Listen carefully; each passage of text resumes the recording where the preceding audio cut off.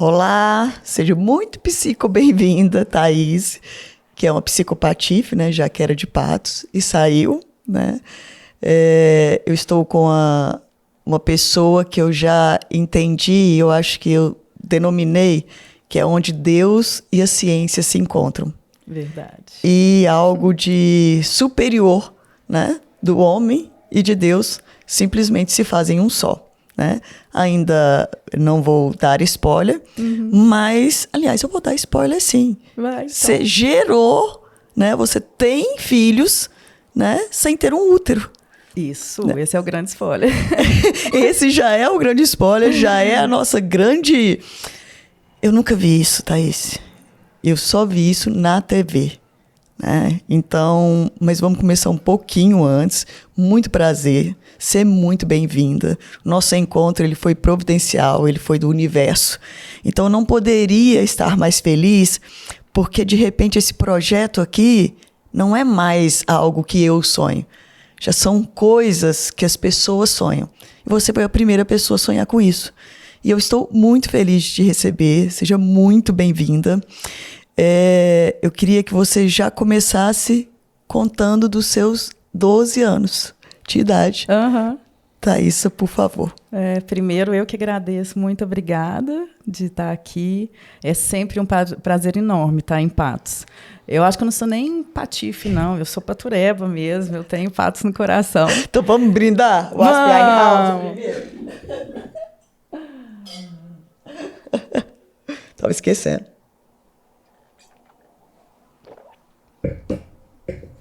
E eu adoro um branco. O Cicinho, você mandou especial para mim. Exato, foi para você, o Aspiane House, que já tá com a gente nesse projeto. Mas me fala, voltemos. Bom, eu não sou natural de Patos, mas eu morei aqui minha infância e adolescência. E na adolescência, assim, na pré-adolescência, que chamou a atenção, que eu fui investigar, é que foi a ausência da menstruação. Eu, com 12 anos, já na altura que eu tenho hoje, sabe, super desenvolvida, não tinha ainda menstruado, e todas as minhas amigas já, 12, 13, né? E nessa época eu fui investigar. Fui numa médica aqui em Patos, ela viu que eu tinha um problema e não contou pra gente, não contou pra minha família. E eu acredito que é porque assim, hoje eu vejo que eu não era para eu saber aos 12. Eu soube quando eu tinha que saber mesmo. Então, quando eu tinha 14 anos, eu ainda estava nessa espera de incógnita, né? E aí a minha mãe falou: não, então vou te levar num outro médico, não tá certo isso. E fomos no... Eu posso falar o nome dele? Pode, claro, ele vai amar. No Dr. Veneraldo, que foi o que descobriu que eu tenho síndrome de Rokitansky. Eu, com 14 anos, ele que me deu o diagnóstico. É um médico muito querido daqui de Patos e que hoje, graças a você, proporcionou esse encontro depois de 30 anos. Eu fui revê-lo, foi muito delicioso. Ele continua sendo assim, um amor de pessoa, e ele foi muito sábio quando ele me deu o diagnóstico, porque a síndrome de Rokitansky, ela atingiu 1 a cada 5.000 mulheres. Hoje, no nosso encontro, eu até perguntei, você já teve outro desse paciente, diagnóstico? Né? E ele falou que não, eu fui a única. Fora isso, foi só livros mesmo que ele viu e que ele estudou. Então, a hora que ele identificou o que eu tinha, que é o quê? Uma má formação e que eu não tinha útero. Por isso que eu não menstruei. Então, ele foi muito sábio, porque ele falou assim: eu não estou te falando não para a maternidade. Eu não estou falando que você não vai ser mãe. Eu estou te falando que você não vai poder gerar. Mas você tem ovários, você ovula. Quem sabe a sua mãe pode gerar para você? Então, deixa eu entender. E aí ele jogou essa pulguinha lá atrás, quando eu tinha 14 anos. 30 anos atrás, ele colocou essa semente. E como todas as sementes, né, a ideia é gerar. E ele já gerou ali em você uma hipótese, uma possibilidade. Foi, e uma esperança, né? E lógico que foi um diagnóstico que foi um baque para mim, para o meu pai, para minha mãe, para minha família, né? Como assim que, né, ela não tem útero? Então, foi muito sofrido, mas eu te falo que foi sofrido por uma semana, assim, muito sofrido. E eu, nessa idade, eu decidi que isso não seria um problema na minha vida e que eu vivi o presente sem nem saber dessa teoria de viver o presente, né? Que hoje eu tenho essa noção do viver o presente, enfim. Mas foi uma escolha que eu fiz. Eu falei, não, eu quero ter filho agora? Não quero. Então eu vou viver a minha vida. Não vou sofrer por isso. Talvez meus pais até sofreram mais por isso nesse início, né? E por mais que era, assim, porque eu sabia, no fundo, muito sofrimento, o tempo cura. E o tempo só talvez aumentaria, né, o sofrimento. É totalmente uma inversão, né? O tempo, nesse caso, não curaria, né? Porque a gente nem sabe, de fato, o que é cura, né? Mas o tempo aumentaria a impossibilidade. Ficaria cada vez maior uma ferida, porque mais se tornando mulher, a gente vai se tornando mulher, né, a cada dia, e uma perspectiva feminina é justamente essa, né, o nosso diferencial, porque eu sou mulher e eu sou capaz de gerar um filho. Só eu sou capaz de trazer, né, um futuro. Você já não tinha. Então, eu acho que por isso também foi uma escolha, né, que eu sabia que tinha aquela feridinha, e eu deixava ela, talvez, escondidinha ali. Falei, não vou mexer nela agora. Uma hora ela vai brotar com força. Eu sabia que essa hora ia chegar. Mas eu falei, deixa para eu pensar nisso na hora que chegar esse momento. E o tempo foi passando. O tempo foi passando. Me casei quando eu tinha 26 anos. Então, deixa eu entender aqui. Aos 26 anos, porque não envolve só uma pessoa, né? Se você já sabe que você não pode ter filhos, como que foi essa comunicação? Eu fui sincera com ele desde o início. E ele é uma pessoa fantástica. Ele me apoiou assim muito desde o início. E hora nenhuma ele pensou que era um problema meu. Ele é algo que nós vamos enfrentar juntos. Eu vou te falar que eu acho que foi mais difícil contar para minha sogra, que queria muito um neto. Olha. Do que para o meu marido, que eu já contei logo, né, quando a gente era namorado, e foi muito rápido, inclusive, eu fiquei noiva com 3 meses, com 1 ano eu estava casada. Tô há 18 anos junto com ele. Um maridão. E a minha sogra queria muito neto, a gente já estava casado e eu não tinha coragem de contar para ela. Isso era de vocês? Assim, mas eu nunca fiz questão de esconder, não era algo que eu escondia. Eu falava numa boa, mas como ela queria muito neto, eu não dava conta de falar para ela. Aí, quando eu falei, tadinha, ela até murchou. Aí ela começou a jogar a questão do neto para os outros filhos dela. Ela falou, isso, eu acho que aqui vai ser difícil. E não foi difícil. Assim, teve todas as questões, mas... Pois é, Thaís. Aí agora é o spoiler que você já deu. Exatamente. Uma coisa que há anos eu vi na TV... né? E isso sempre trazendo a reflexão, porque de fato nada é impossível, só é impossível enquanto alguém não vai lá e faz. Só é impossível porque alguém não tentou. Então você percebeu já uma coisa que estaria entre você e sua mãe, né?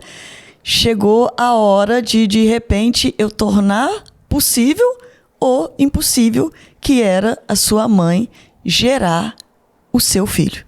Isso. E foi exatamente essa frase que eu falei com ela. Mãe, ela esperava que um dia eu ligasse para ela e ela viu, eu já estava com 5 anos de casada. Ela falou, esse momento deve estar perto, né? E eu liguei para ela e falei, mãe, chegou a hora. E ela já sabia. É o que você diz que é uma barriga solidária. Isso. Mãe, eu preciso do seu corpo, você já me gerou, e eu preciso que você gere a minha descendência. Isso é bonito demais. E é profundo, né? Se pensar que a minha filha foi gerada onde eu fui gerada também. Ela esteve na mesma casa que você, que é sempre um lugar que de alguma forma a gente quer voltar. Então vocês têm muito isso em comum. A mesma barriga, né? Mãe e filha, uma avó que de repente é mãe, né? Biologicamente, a gente imagina assim. Ao mesmo tempo, né? Ela é neta. Me conta como que foi isso. Minha mãe tinha tão bem resolvido isso nela que ela nunca tratou a minha filha como uma posse ou como que ela tivesse algo ali. Como não, essa é minha filha. Vó. Sempre vó. Sempre vó.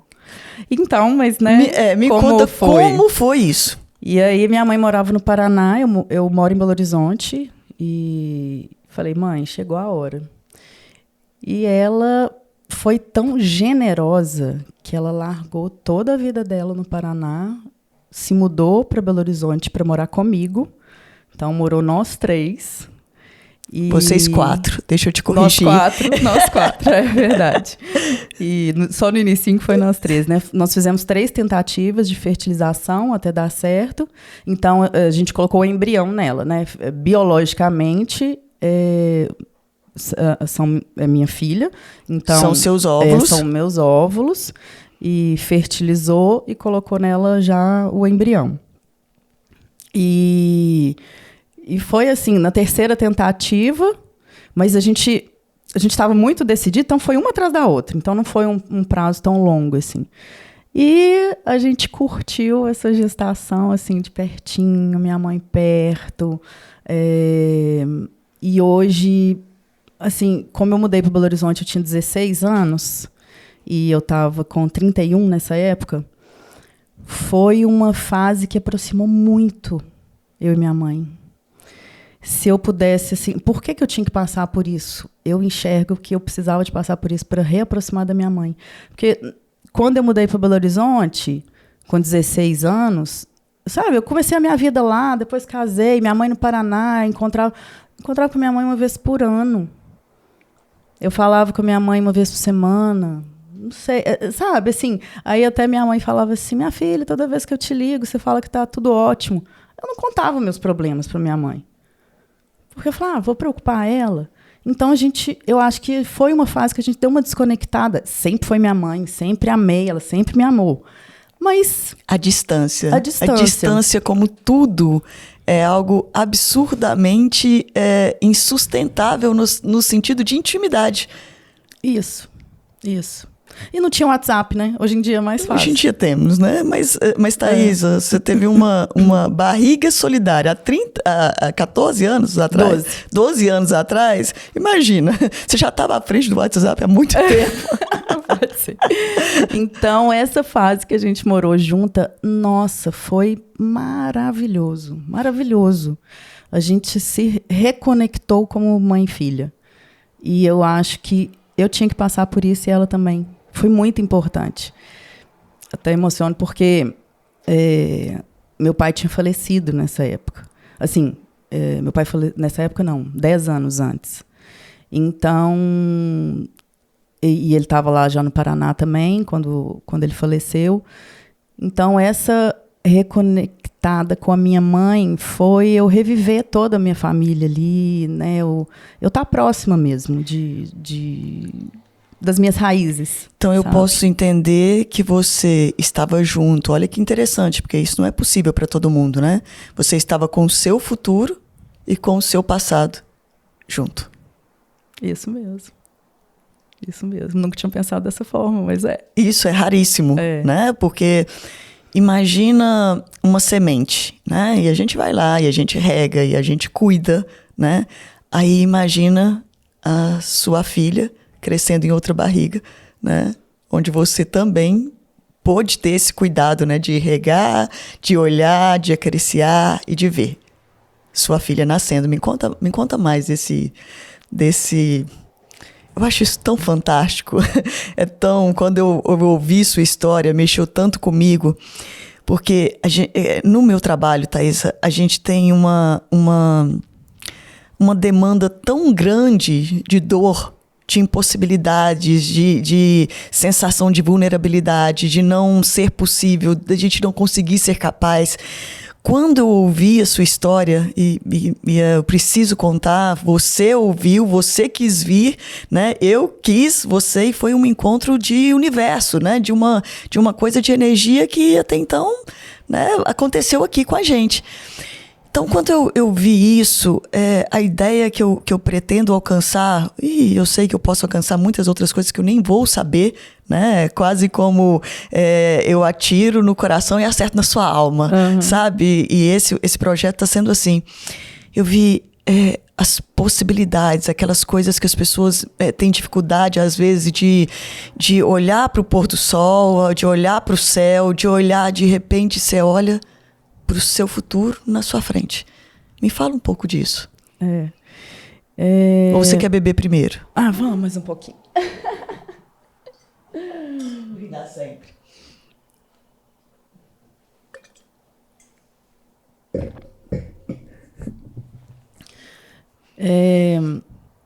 Eu nunca pensei que eu tinha recebido um não para maternidade. Eu pensava que, de alguma forma, ela viria. Ou adoção, ou que fosse pela minha mãe. Então, eu tinha muito forte uma esperança dentro de mim, mas era um sonho. Era, né? Eu tinha aquela duvidazinha se eu conseguiria ou não. E a minha mãe vivendo esse sonho junto comigo. Quando a gente pegou o resultado positivo, que foi um número, né? Aquele número. Um número que muda que tudo. Assim como uma vírgula muda tudo. Assim como um telefonema muda tudo. Assim como uma notícia vira sua vida de cabeça para baixo. Um número. Foi um número. Esse número, eu lembro que... Eu acho que eu tive quase um ataque do coração, assim, porque eu lembro que meu corpo inteiro formigava e minha mãe foi me acudir, minha mãe que foi me acudir. Sua mãe estava grávida, tá? Minha mãe grávida, e ela que foi me acudir. Porque, nossa, eu acho que foi tudo passando, né, assim... Foi real, né? Porque foram 16 anos depois que eu recebi o diagnóstico que a gente teve o sim. Foi muito maravilhoso. E viver essa gestação ali junto com ela, e ela sempre se doando o tempo todo. Ela foi maravilhosa. E até que chegou o dia do parto, a bolsa rompeu, foi inesperado, assim, foi até engraçado que ela... No dia anterior, eu falei que eu acho que eu senti o que às vezes o homem sente ali, de ficar, o que eu faço, né? Era eu. Assim, eu estava muito mais ansiosa que minha mãe. Minha mãe estava pleníssima. E no dia anterior, eu lembro que ela bateu no meu quarto para me pedir alguma coisa. E eu, que foi, mãe? Não, filhinha, só quero pegar alguma coisa aí. Eu falei, ai, mãe, não mata do coração, não. Nossa filha tá nascendo. Eu falei, olha, faltava um mês ainda, mas eu já estava sentindo que estava muito perto. Aí, eu falei, mãe, quando for a hora, você vai falar assim, com calma, filhinha, chegou a hora. Tá? Combinado? Combinado. Eu falei, eu já estou muito ansiosa. Nessa mesma noite, 5 horas da manhã, rompeu a bolsa. Aí eu lembro dela me acordando, e eu sonolenta, assim, ela, filhinha, chegou a hora. Eu, ai, meu Deus do céu, chegou a hora, né? Eu estava ansiosíssima, meu marido também, minha mãe calmíssima. E o momento do parto foi uma emoção, mas uma emoção. Os enfermeiros que até estavam lá, médicos e tudo, falaram que, assim, foi aquele choro do neném seguido do meu choro. Vocês duas nasceram simultaneamente. Pode-se dizer que sim. Minha mãe continuando pleníssima, tá? Nossa, foi muita emoção o parto dela. Muito. E a hora que ela veio pro meu colo e... O que você sentiu, Thaís? Nossa, era realizar um sonho ali. Era realizar o impossível. Foi muito lindo o nascimento dela. E Posso passar para o segundo capítulo da novela? Não, calma, não. Eu quero saber como que essa maternidade foi se dando. Porque agora me veio que maternidade é uma materna idade. E eu nunca tinha pensado nisso. Eu pensei nisso agora, né? Que uma avó, né, de repente, se separar, ela fez algo materna. Uma idade materna. Isso é maravilhoso. Me conta como que foi isso, pós-parto. Me conta essa pular, filha. né? Calma, que pular, você tá muito ansiosa. E minha mãe já estava, nem contando, minha mãe já estava na menopausa, tinha 2 anos. Ela já estava com 55 anos quando a Isadora nasceu. Então, e foi engraçado que assim, eu me tornei mãe quando ela nasceu. Lógico, né? Porque eu não estava gerando. Então, eu me tornei mãe mesmo quando eu peguei a minha filha. Então, aquela história da mãe ajudar a filha quando o neném nasce, não, eu queria fazer tudo. Minha mãe já tinha feito a parte dela ali. Ela podia se recuperar. Fala, mãe, fica tranquila aí, que agora, o seu papel inverteu, né? Porque geralmente a mãe super ajuda. Nessa não. Falei, fica tranquila aí, que agora é comigo. E a minha mãe, ela estava de missão cumprida total mesmo. Tanto que a Isadora nasceu, eu acho que uns 2, 3 meses assim, a minha mãe já... Nossa, aí foi outro parto, né? Para eu não desvincular, mas assim, para separar da minha mãe nesse momento também foi difícil. Porque ela morou voltou com Paraná. você todo esse tempo, né? Para você acompanhar de perto. É. E depois ela saiu de cena. Saiu de cena. Falou, agora é a sua parte, você vai ser mãe. Foi difícil, mas foi importante. Eu precisava de conectar com a minha filha nesse momento. E de saber que era capaz do cuidado, que é a única forma de amor que existe, né, de fato, e que é universal, que é quem ama é que cuida. Isso. E aí você foi se tornando mãe. E o seu marido nessa situação? Então, meu marido se tornou um paizão. E tão paizão que eu falava, como que você nunca me falou que você queria ser pai? Ele falou, mas eu não sabia. Ele falou, se eu soubesse, eu nem tinha casado de cara. A gente podia ter tido filho primeiro.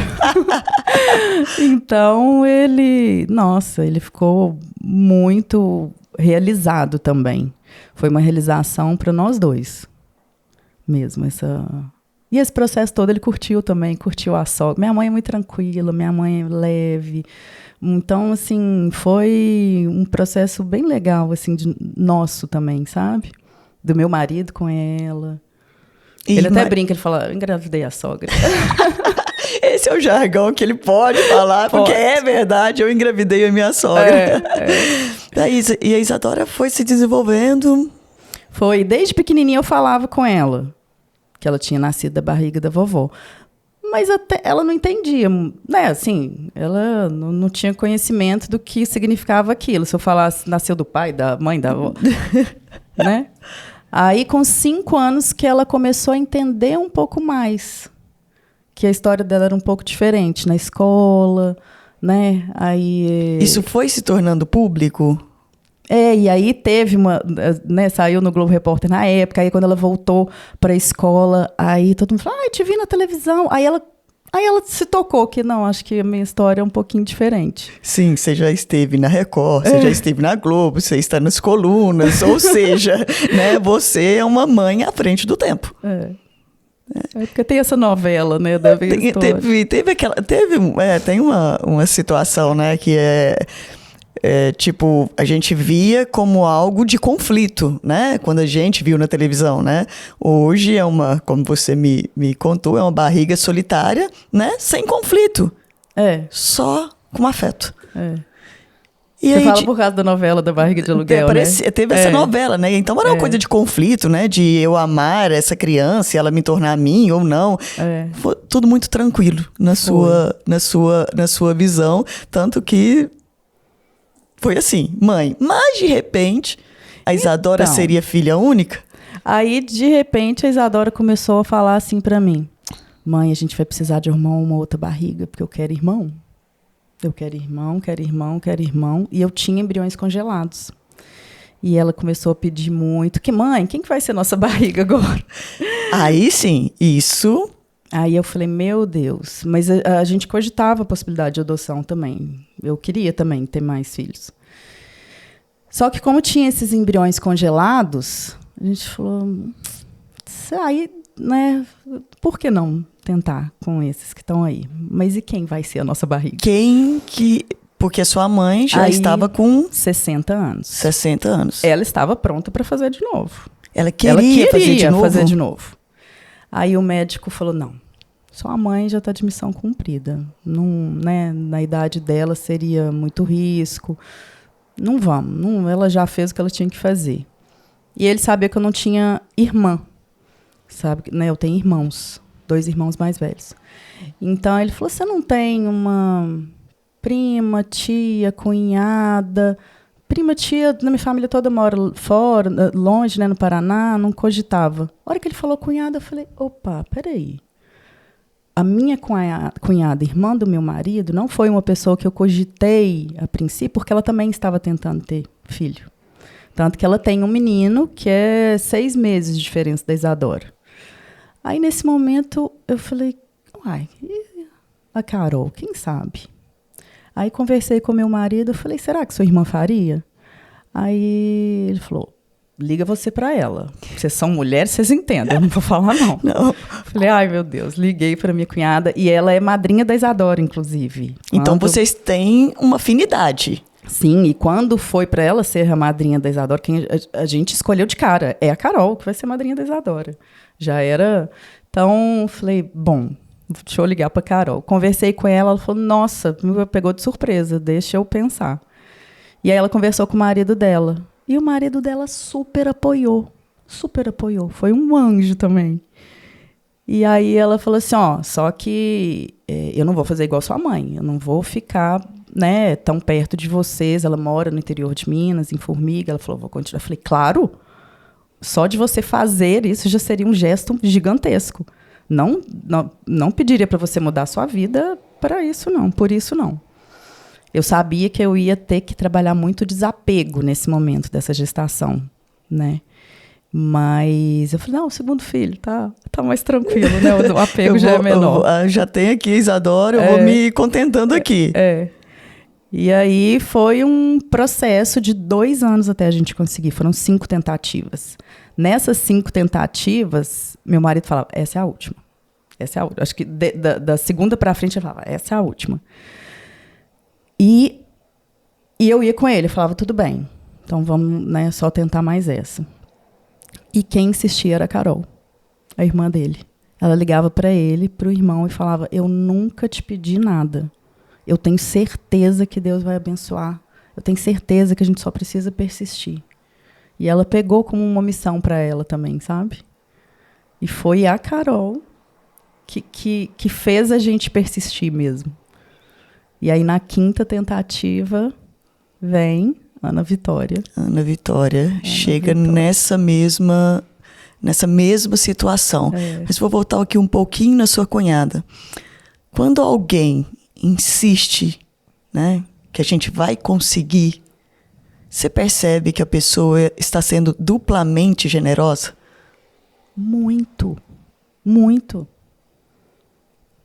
É muito admirável, porque o sonho nem era dela, né? Nem era dela, e uma modificação total, porque o corpo, ele mexe, né? Uma gravidez mexe com o corpo de forma quase que irreversível, vamos dizer assim, né? Não só com o corpo, mas com a mente também.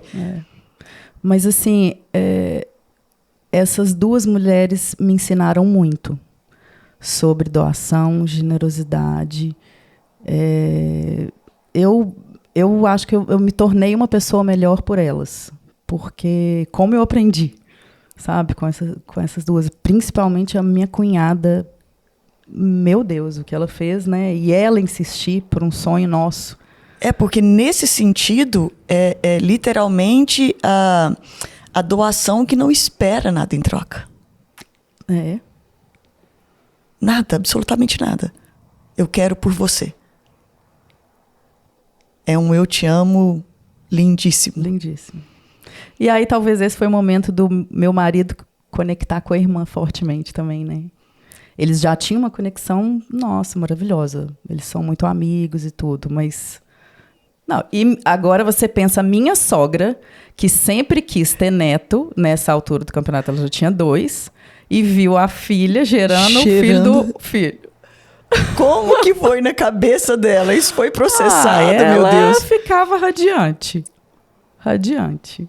Ela achou, nossa, passar por isso foi muito especial para ela como mãe, né? Ver a filha fazendo isso pro filho. Se doando, né? Como irmãos. É. E de repente essa conexão agora é impossível desfazer. Isso pra até, não sei lá que geração vocês estão unidos. Pois é, eu acho que é. E isso aí nasceu. Qual foi a emoção? Me conta. E o nome da Ana Vitória veio em homenagem à Ana Carolina. Né? A minha cunhada chamou Ana Carolina e a gente quis muito que chamasse Ana. E foi uma vitória também, a nossa segunda vitória, né? Então, Ana Vitória. E foi tranquilo esse entregar, né? Porque uma coisa eu ofereço, outra coisa é o que de fato acontece. Foi super tranquilo. Como que a Carol te entregou a Ana Vitória? Ela é tão desapegada que eu falei, Carol, você vai ser a madrinha das minhas filhas. Não tem condição de eu colocar a Ana Vitória como uma outra pessoa para ser a madrinha dela. Não, de jeito nenhum. Eu vou ser madrinha de uma. Já sou madrinha da Isadora. A Ana Vitória vai ser muito especial para mim. Mas eu não vou ser madrinha dela, não. Como assim? E olha o tamanho do desapego, né? Como assim? Porque é tudo, né? É o mínimo que se espera, que eu seja ao menos madrinha. É. Então é o doar exatamente sem querer nada em troca. É o doar quase que na etimologia do que é da palavra, mas do que é doar. Eu não quero nada em troca. É. Então, assim, eu acho que ela estava muito tranquila quanto a isso. E aí a gestação foi realmente um processo de desapego para mim, porque ela ficou... Acho que ela foi umas 2 vezes em Belo Horizonte, mas ela ficou muito em formiga. E ela me mandava os exames, então eu via o ultrassom e tudo pelo que ela me mandava. Então, acompanhei um pouco mais a distância. E aí eu falei assim, ok, tá tranquilo. Respira fundo, serão 9 meses. A hora que essa menina nascer, eu vou agarrar nela demais. E no processo da Isadora, eu tentei amamentar a Isadora e não consegui. Eu tive uma pessoa que me acompanhou e que ela falou, quando nascer, a gente coloca ela para sugar e a sucção dela talvez faça o seu leite descer. Mas, nossa, primeiro filho, turbulência toda, não consegui amamentá-la. Da Ana Vitória eu queria muito, muito, até por esse desapego que teve durante a gestação. Então, eu procurei uma outra pessoa e essa outra pessoa ela é especializada em relactação de mães que estão com o bebê na UTI neonatal. Aí a gente começou o processo 40 dias antes da Ana Vitória nascer. E ela fez comigo exatamente o que ela faz com essas mulheres que precisam fazer a relactação. Só que a minha era totalmente do zero. E ela falava, eu não posso te prometer nada, mas o seu querer vai contar muito. E comecei a fazer com a bombinha, a sucção e tudo. 1 semana depois veio a primeira gota. Foi outra emoção. Que eu falei, meu Deus, que bênção, né? E por mais que foi tudo desafiante, eu só tenho que agradecer, porque tudo foi leve, sabe? Eu consegui, quando eu fui para a maternidade, para a Ana Vitória nascer, eu tinha leite congelado já. Então, a hora que a Ana Vitória nasceu, que foi lindo também, foi outro parto lindo, teve família assistindo no vidro, a Isadora, com aquele olhinho brilhando, vendo a irmãzinha. Nasceu super saudável, toda linda, 4 quilos. 4, de pura saúde. E aí eu amamentei ela, desde os primeiros minutos de vida dela. Outra conexão. Aí eu garrei nela mesmo. E ela em mim. E aí o desapego, mais uma vez, se torna afeto. É. E aí consegui amamentá-la por 6 meses e meio. A gente se conectou muito também. O que a gente não se conectou durante a gestação foi Os 9 meses. Foi uma conexão muito linda. Nossa, como foi bom ter amamentado ela. Foi outra realização de outro sonho. E hoje, sua mãe, sua cunhada, como que elas lidam com isso? Como que vocês lidam com isso? Vou te falar que tem hora até que a gente esquece. Porque foi isso tão natural e tão leve. Que aí tem muita gente pergunta, como é que é a relação delas? Né? Tanto da minha mãe quanto da minha... Fala, normal, relação vó, relação tia. A Carol Paparica, às vezes mais a Isadora, que é afilhada, do que a própria Porque a Isadora que é minha. E muito tranquilo. Graças a Deus, a gente não tem assim, problema nenhum com essa questão.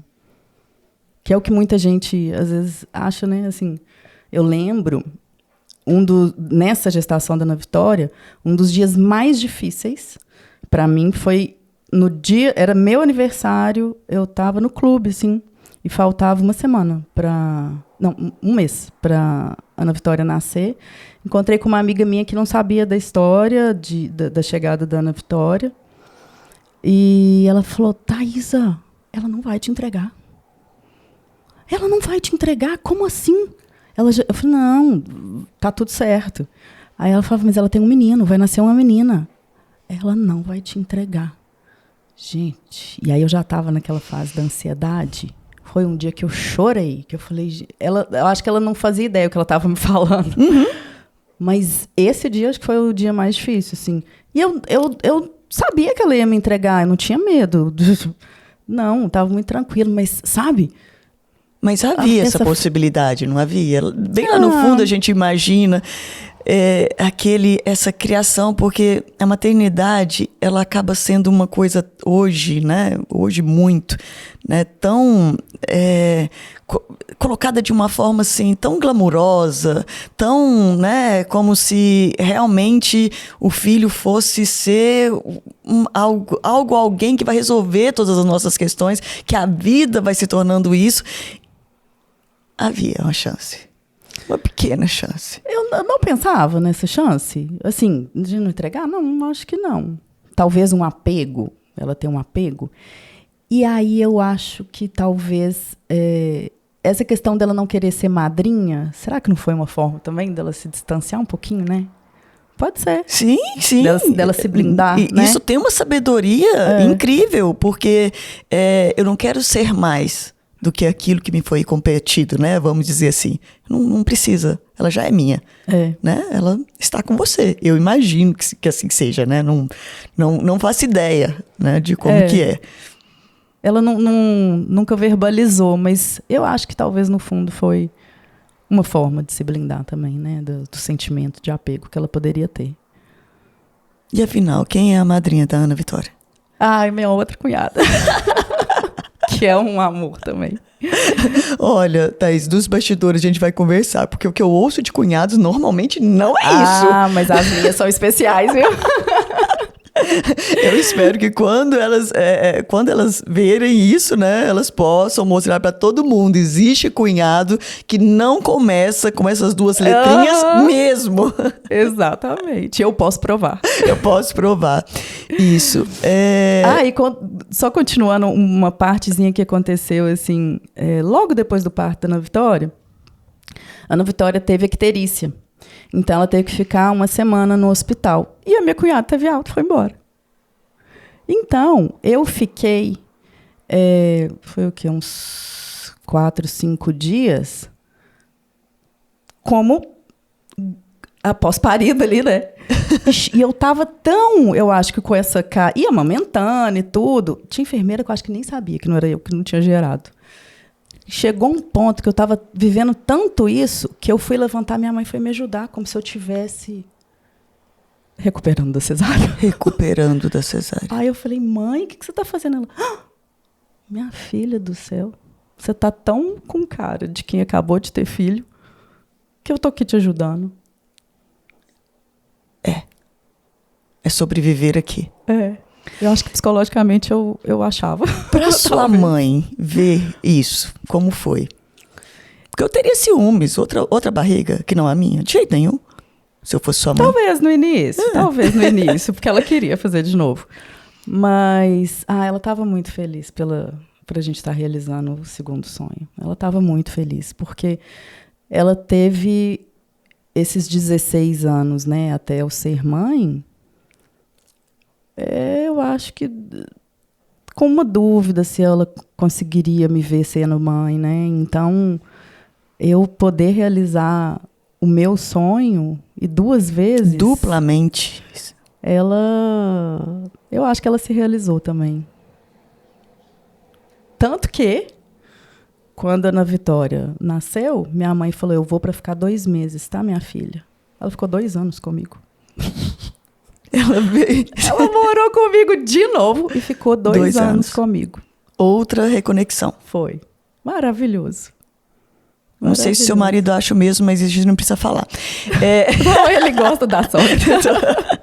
Tô brincando. O que a maternidade hoje significa para você?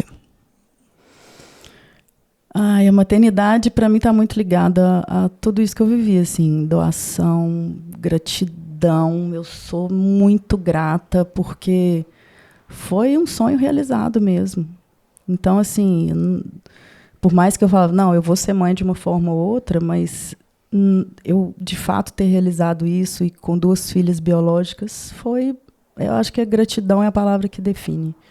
E amor, muito amor envolvido mesmo.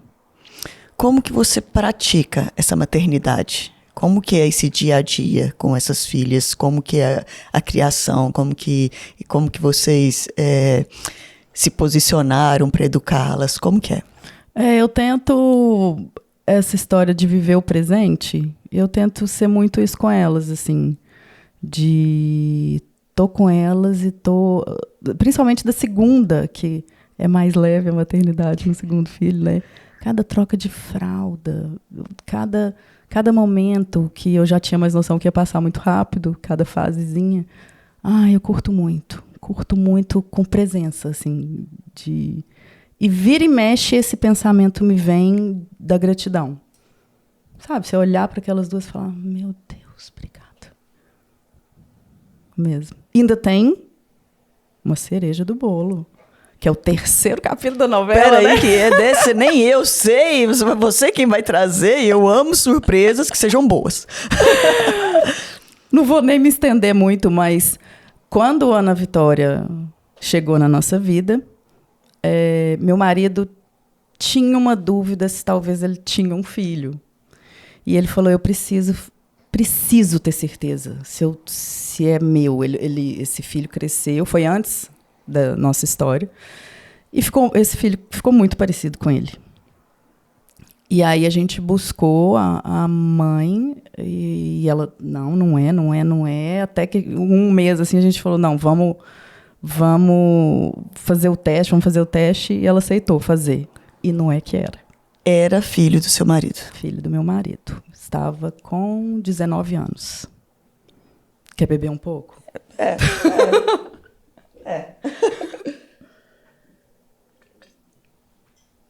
Cícero acertou, hein? Acertou. Nossa, sim, que vinho arrasou. bom. E chegou o Henrique na nossa vida. E algumas amigas minhas falavam assim, meu Deus, mas você não tá brava? Eu falava, gente... É mais um filho. Mais um filho. Eu um dia poderia não ter filho, agora eu tenho 3. Eu achei o Henrique um presente na minha vida, na nossa família. Você imaginar que a nossa foto de família, 5. É muita bênção. Da solidão, né? Da impossibilidade, né? Para as várias possibilidades. E como eu tive muito esse pensamento, vou ser mãe de um jeito ou de outro. O Henrique é meu também. O Henrique é a adoção. É a adoção. É a adoção. E ele é um amor, ele é até padrinho da Ana Vitória. Olha, e como que ele chegou nessa família já assim, tão diferente, tão atípica? Ele é um amor e chegou abraçando mesmo, e ele era filho único, agora ele tem 2 irmãs, e a segunda já cresceu sabendo do mano mais velho, então ela adora ele. E a gente até brinca que a Isadora começou o ano como filha única e terminou o ano como irmã do meio, né? Olha. Ela quis tanto irmão. Não, e a gente tinha ido Aparecida do Norte antes dela saber da Ana Vitória. E ela falava, mamãe, eu tenho certeza que Deus vai mandar, eu tô pedindo com muita fé, vai mandar um irmão pra mim. E ela falava, se vier uma irmã, melhor ainda. E aí a gente contou em maio que ia vir a irmã. Em agosto a gente contou do irmão. Ela fala, nossa mãe, Nossa Senhora exagerou, hein? Não era, acho que eu rezei demais. Acho que eu rezei demais. E esse encontro, ela tinha que idade já com o irmão? 7 anos. 7 anos e meio. Uma idade de muita consciência, assim, de tudo que está acontecendo ao redor. E aí, eu serei vodrasta nesse ano. Olha pra você ver. Você não contou nada. Henrique, você não ganhou, né? O Henrique vai me dar uma netinha. O Henrique vai ser pai. Vai ser pai. Então, nossa foto de família, agora ainda tem a minha nora e daqui a pouco a Maria Fernanda. Tem a Maria Fernanda que está chegando. Chegando. Thaís, quando você se ouve falar, o que você sente? Gratidão. Não tenho uma palavra. Mas eu já tô achando que é pouco mais. Já. O que eu preciso fazer mais? Mas eu tento me relembrar disso. Eu não deixo essa gratidão passar despercebida. Em momentos, eu fecho o olho e falo, obrigado, Deus. Mesmo. Porque eu preciso me relembrar de como foi abençoado. Quando eu falo que Deus e a ciência cotidiano agora, né, se encontram. E, né, você consegue perceber que, de alguma forma, talvez eu vou deixar tudo ser como é, sem tanta interferência, sem tanto medo, sem tanta angústia, sem tanta ansiedade, pode ser justamente, né, o tempo que se gasta para que as coisas sejam o que elas precisam ser? E a gente tem que entender que a história de cada um é de cada um e se aconteceu isso comigo é porque eu tinha que viver isso. Me fez uma pessoa melhor. Então, né? Pra que eu vou? Ai, por que comigo, né? Por que não eu? Por que não eu? Por que não eu? Né? As coisas acontecem e está para acontecer para todo mundo. Né? Eu sou só mais um grão de areia nesse universo todo, né, que de repente foi agraciada. Porque o que poderia ser um mau agouro, de repente virou uma história que você já contou e recontou, e eu estou muito feliz de você estar contando aqui, porque, imagina, eu estou concorrendo diretamente com a Globo, com a Record, com a Folha de São Paulo, com o UOL, então eu estou me sentindo muito importante. E você me disse uma coisa, que tem grupos. Sim. Eu queria só que você falasse um pouquinho, porque eu estou achando, eu nunca conheci ninguém, provavelmente, né, se nem o médico viu, né, a gente não imagina que essas coisas estão acontecendo a todo momento. Sim. E a síndrome de Rokitansky, ela atinge 1 a cada 5.000 mulheres. E eu tenho um grupo do WhatsApp, que são várias mulheres do Brasil inteiro.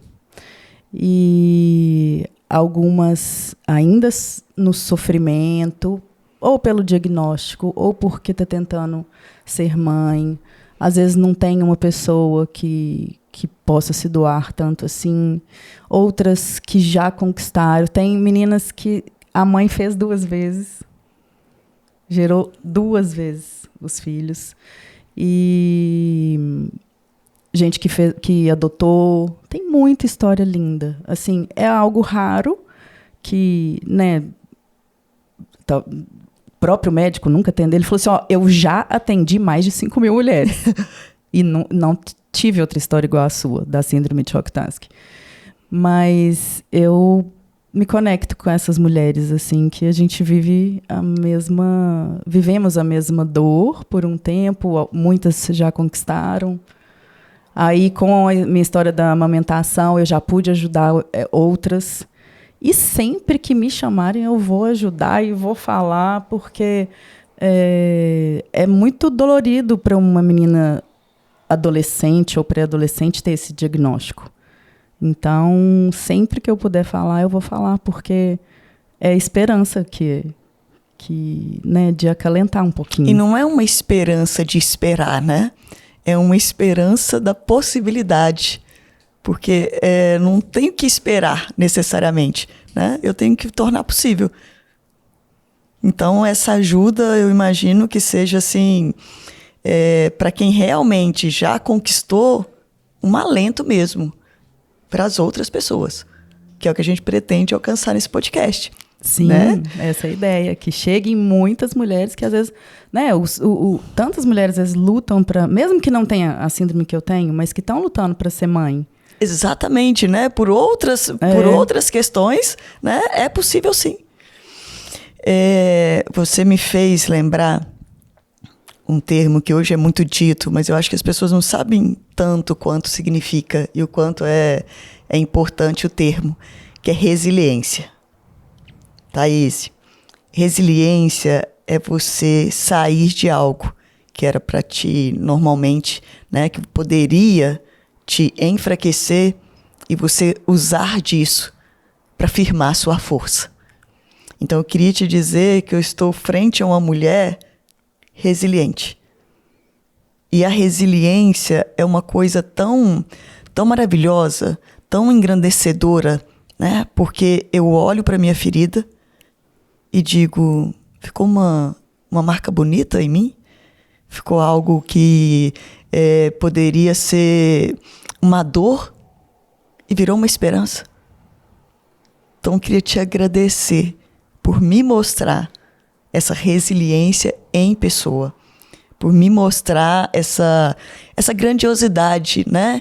Que é aceitar do outro uma coisa que para você não foi possível, de aceitar e da humildade que é poder pedir, a humildade que é falar, eu estou precisando de ajuda, você pode me ajudar? Então, eu acho que em tudo isso que eu ouvi, né, de aprendizado, para mim, fica isso, né? Não tem nada impossível, de fato. O que é impossível é o que nunca foi tentado. Né?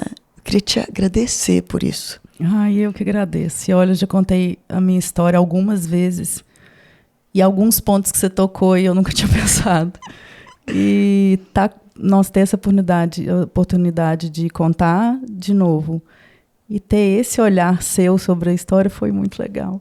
Obrigado mesmo. Que bom, Thaís. Deixa um recado, por favor, para essa mãe, para essa cunhada e para essas mulheres que ainda vão ser mãe. Essas mulheres que estão ao meu redor são muito especiais e eu não falo só pela minha mãe e minha cunhada, que, nossa, são fantásticas, mas as minhas amigas que sempre me apoiaram.